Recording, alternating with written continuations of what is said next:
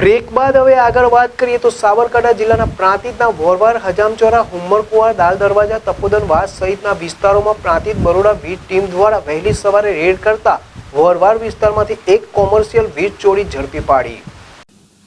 પ્રાંતિજ વીજ કંપની તથા વડોદરા વીજ કંપનીની વીજ ટીમ દ્વારા વહેલી સવારે 5 ટીમો બનાવી પ્રાંતિજના જુદા જુદા વિસ્તારોમાં વીજ ચોરી સરપ્રાઇઝ ચેકિંગ હાથ ધરવામાં આવ્યું હતું, જેમાં પ્રાંતિજના વોરવાડ, હજામચોરા, હુમ્મરકુવા, લાલ દરવાજા, તપોદનવાસ સહિતના વિસ્તારોમાં વીજ ચોરીનું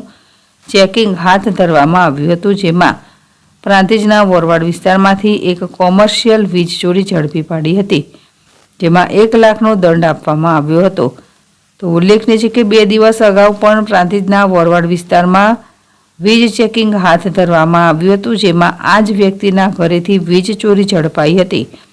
જેમાં વીજ કંપની દ્વારા 1.5 લાખ રૂપિયાનો દંડ ફટકારવામાં આવ્યો હતો। તો ઘર અને દુકાનો પર વીજ ચોરી કરતા વીજ કંપનીના ચેકિંગ દરમિયાન ઝડપાઈ આવતા ઘર તથા દુકાન સહિત કુલ 2.5 લાખ રૂપિયાનો દંડ વીજ કંપની દ્વારા ફટકારવામાં આવ્યો છે। જીલ રાવલ, ZSTV, પ્રાંતિજ।